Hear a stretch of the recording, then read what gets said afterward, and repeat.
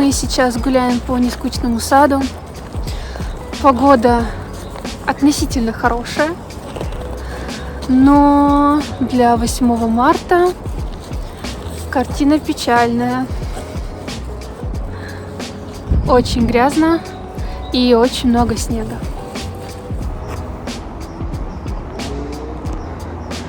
И чё, как нам пройти? Ну, не пишут в USB. Наверное, пишет, только очень мелко.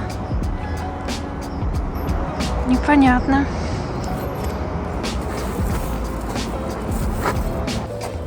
Сегодня надела первый раз белое пальто. Оно мне очень понравилось. Возьми.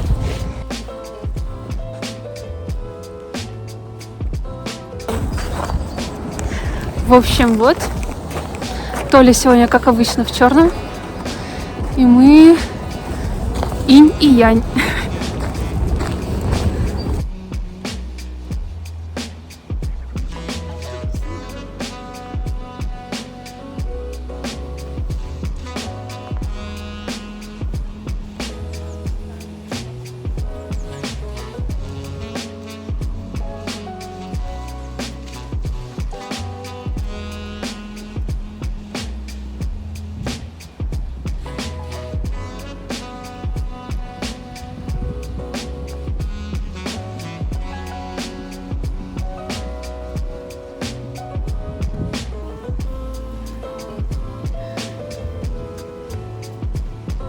В этом году мы решили вернуться в Москву, чтобы разобраться со своим здоровьем и провести больше времени с семьей. Если честно, я очень скучала по Москве, родителям и друзьям.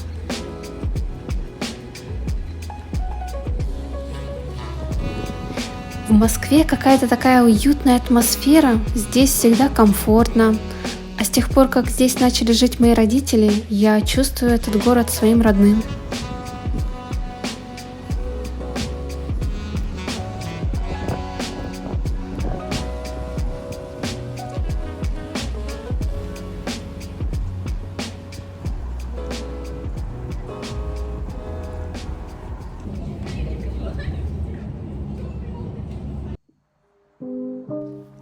Сегодня супер солнечный день, воскресенье.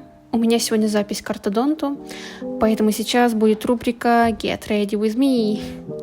Недавно купила этот костюм и считаю, что он супер классный, комфортный, но небольшой спойлер, я все-таки переоделась в другое, так как было холодно в такой юбке. Я обожаю нашу солнечную квартиру. Когда погода хорошая, в ней всегда очень много солнца.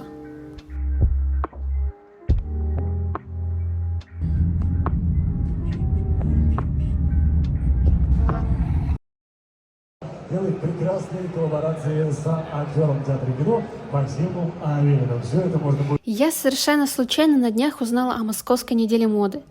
Если честно, я модой как таковой особо никогда не увлекалась, но в этот раз очень захотелось посетить это мероприятие.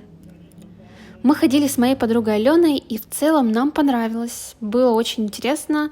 Единственное, было очень долгое ожидание. То есть 10-15 минут идет показ, затем 45 минут ожидания следующего показа. Всего за день где-то 8 показов. Идет с часу до 9 вечера, но мы там продержались только 3 показа. Нам было достаточно.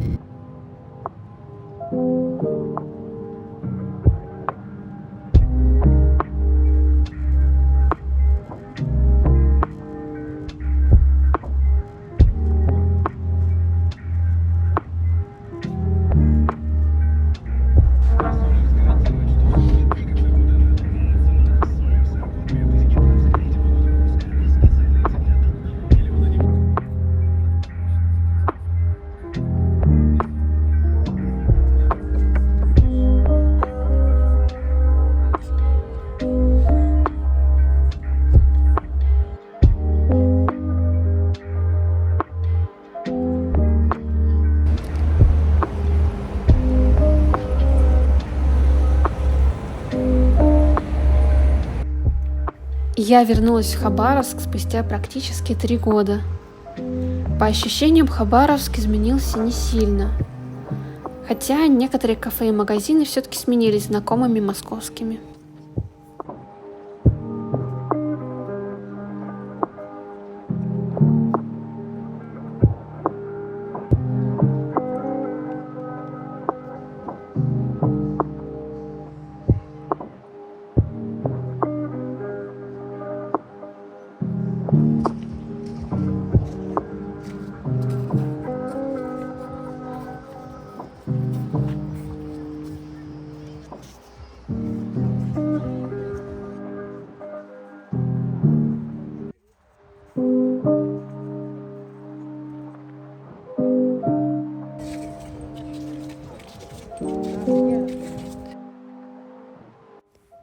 А моя любимая кофейня разрослась до вселенских масштабов. Теперь их 11 штук по всему городу.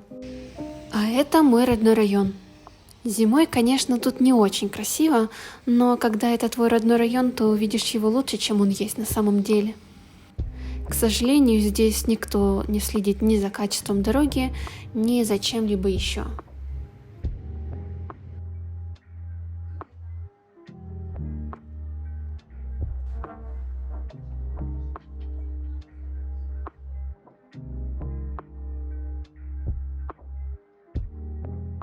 Было время, когда я коллекционировала свои бейджики со всех мест, где работала переводчиком. Я особо горжусь этим с WorldSkills Russia, где я переводила японцам. Это, кажется, мой самый первый бейджик в качестве переводчика. Я тогда переводила с английского, кажется, профессора с американского университета. А это к нам приезжала группа детей из Японии. Почему-то я запомнила это меньше всего. Здесь я переводила японских бизнесменов, которые хотели найти партнеров в России. Это был мой первый опыт перевода с японского. А этот я получила уже в Японии, когда ездила по программе культурного обмена от консульства.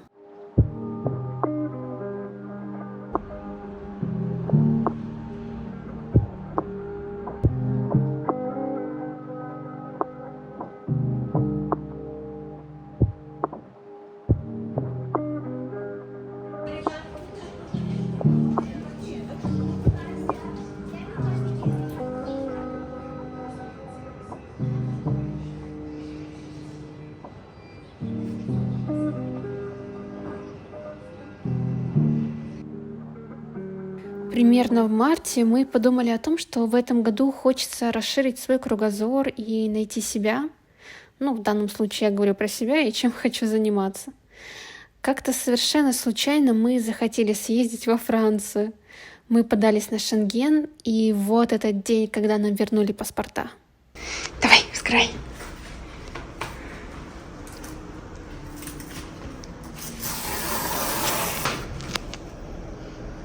Это чё?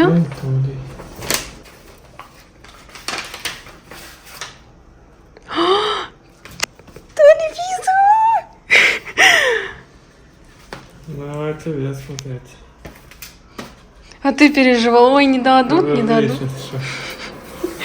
Я думаю, если тебе дали, то мне тоже должны были. Ну вот, все, я нашел Шенген.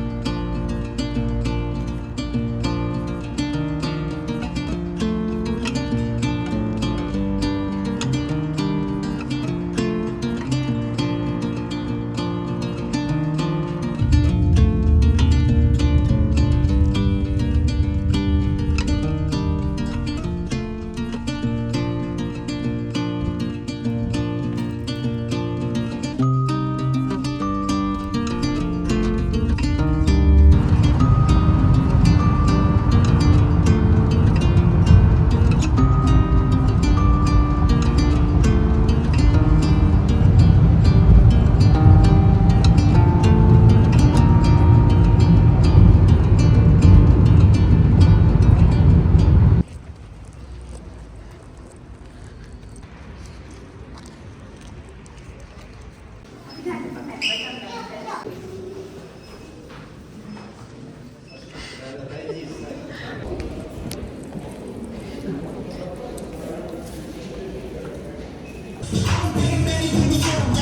my God, girl, you blow my mind. Oh, so fly, girl, you oh so fly. Oh my God, girl, you blow my mind. Йоу, привет, как настроение? Держи, это для тебя, держи. Оранжевая сегодня в тренде, видите? Говорю большое спасибо команде Carvin Racing за предоставленную одежду для ведущего. Девчата, я знаю, как расставить ваш лук сегодня. Это вот такие коробки задел.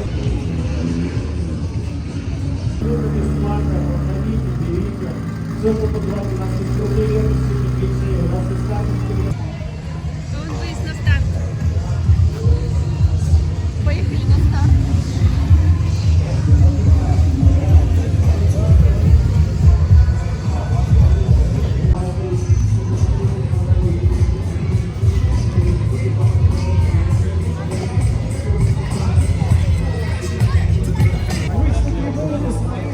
За своего участника. Сегодня, конечно, вы поддерживаете прекрасных ребят из команды Лунол Рейсинг.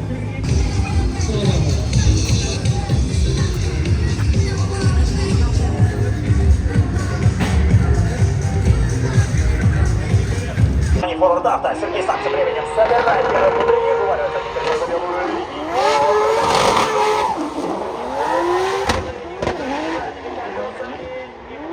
В данном случае, чем это Сергея Винника. Покажи.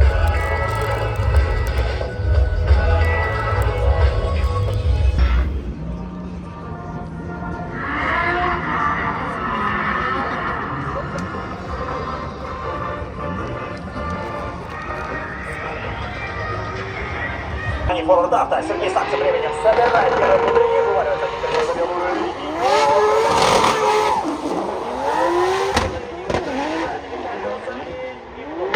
В данном случае, чем это Сергея нашему монитору в студии достаточно точная.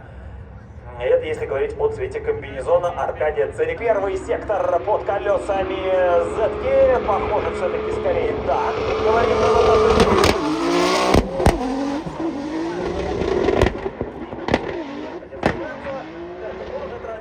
лидер Владислав Ерофеев неплохо поставился. Так будет быстрее, так будет.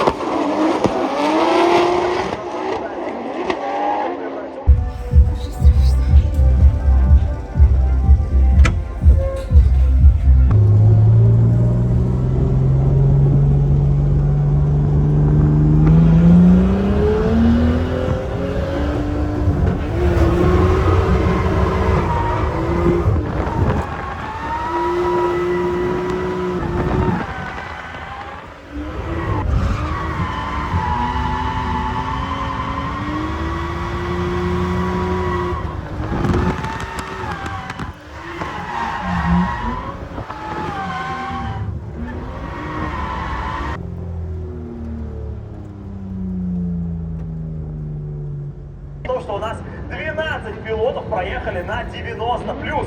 Конечно, можно сказать, что как раз весомый вклад здесь именно траектория. Мы сегодня супер уставшие, не выспавшиеся. И все из-за того, что мы вчера ездили на РДС. Трасса находится очень далеко за МКАДом, дальше ЦКАДа. Мы ехали где-то час с копейками, но нужно было сначала добраться до Химок, потому что мы брали машину у родителей. Ехали тяжело, долго. Сам РДС был классным, мне очень понравилось, я очень давно хотела сходить на РДС, мне очень нравится дрифт. И я очень хотела посмотреть на тех людей, за которыми я давно уже слежу. Это Боча, Цареградцев. Все бы ничего, как бы посмотрела на их новые машины, но, к сожалению, посмотреть на них вживую не удалось. Я так понимаю, что автограф-сессия была вообще платная. Но в целом было классно, мы посмотрели. Единственное, это ужасная погода была, было очень холодно, я очень замерзла. Я была в этой худи, в этой косухе, в штанах теплых, но я очень замерзла. Мы брали плед, я укутывалась в свой шарф зимний, и была переменная облачность, то светило солнце, мы раскрывались, то снова уходило солнце за тучи. Я снова укутывалась, было очень холодно, это прям большой минус, при том, что мы целый день были на улице. Еще большой минус — это то, что очень долго ждать результатов, то есть там минутка-две — это сам заезд, и 5 минут мы ждем результатов. Еще, что было классно, мы покатались на дрифт-такси. Это было очень интересный опыт.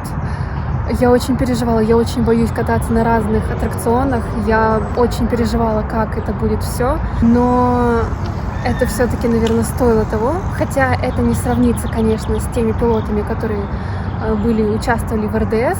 Потому что очевидно, что те пилоты, которые нас возят на дрифт-такси, они не такие профессионалы.